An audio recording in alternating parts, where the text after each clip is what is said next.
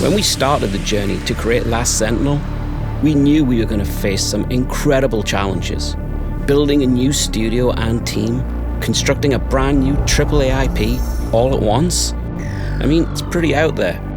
But we knew if we focused on emphasizing player immersion, making bold choices, daring to do something fresh and original, all built on the artistry unique to this amazingly talented team, we could not only do it, but we had the opportunity to blow people away with something new, something special.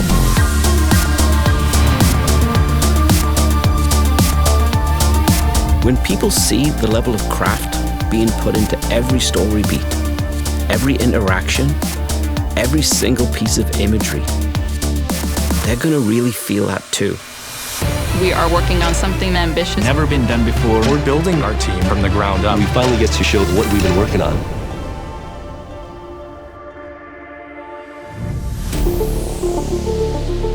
We have our challenge cut out for us. If you look at the pedigree at Lightspeed L.A., pretty much everybody working here has shipped multiple successful AAA games.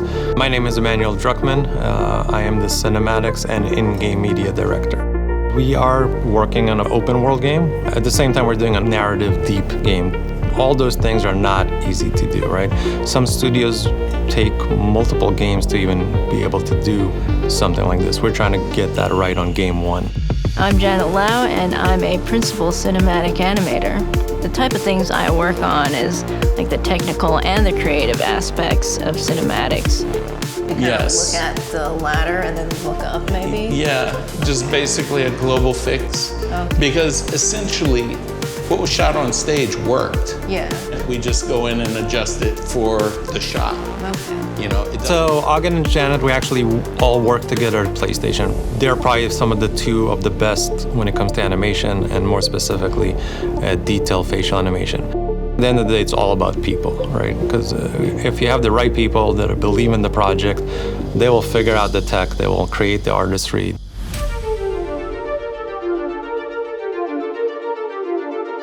We have one aim in this studio, and that's to bring in the best of the best, the greatest creatives that we can find, and we want to tell original, interesting, deep stories.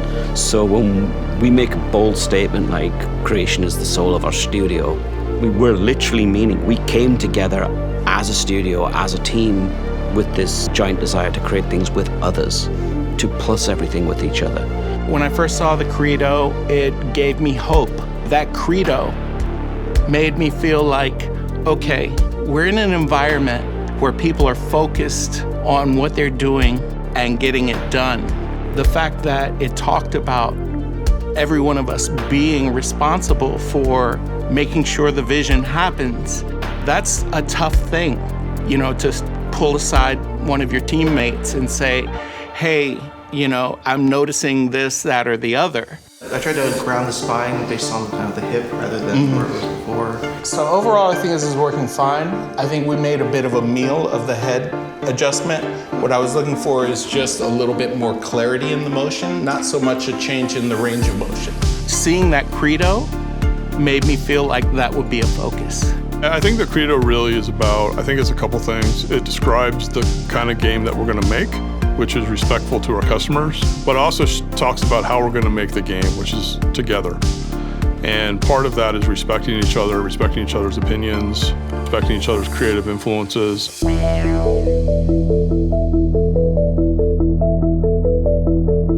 I like people, and I want to enjoy what I do with my people. Sweat together, cry together, laugh together, and have fun.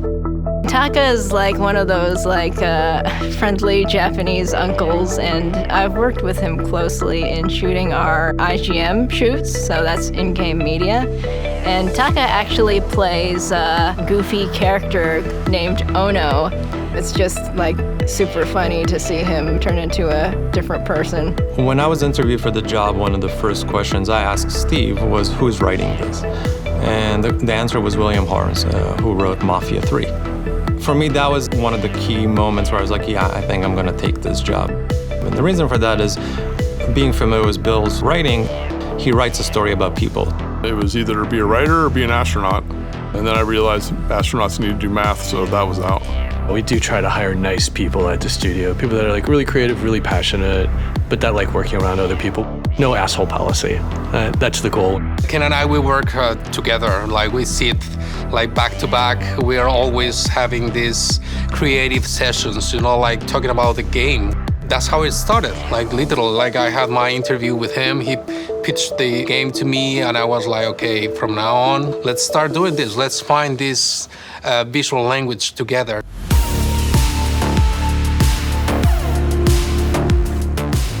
Our visuals need to be able to stand apart and stand out in the industry. What makes our visuals special?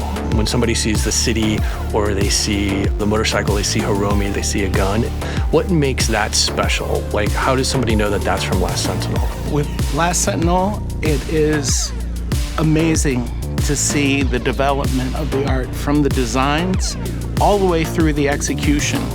And it's unusual for me to see that close to what seems like a final image so early in the production. And it just makes me feel like we're going to have something astounding visually.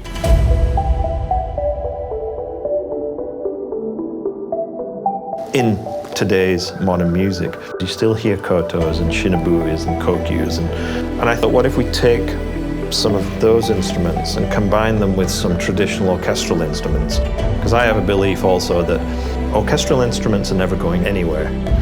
So those two categories blended with more modern sounds, I think is a unique style for our game, and I think it's, hopefully, it'll resonate with players.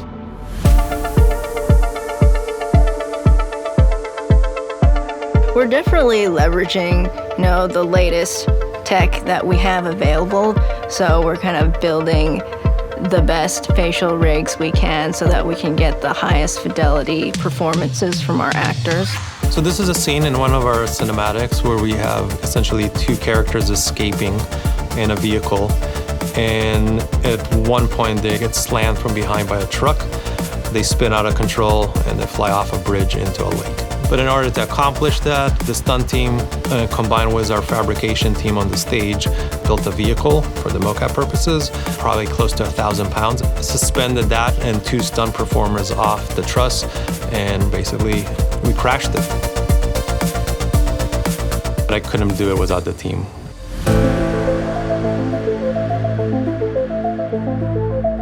In the pre-interview, I think it was just the pre-canned question. It's like, why are the Lightspeed L.A. the best studio in the world, or something like that? The honest truth is, like, my answer for that would have been, is like, I can't tell you we're the best studio in the world. We haven't earned that. I think we have to put an amazing game that hopefully people love as much as we are, you know, putting our love into that game, and also at the same time create a healthy culture for a studio, for people that want to come and work here and want to talk about our games and want to know what we're going to do next. And even then, I don't know if I can tell you we're the greatest studio in the world, but we strive to be.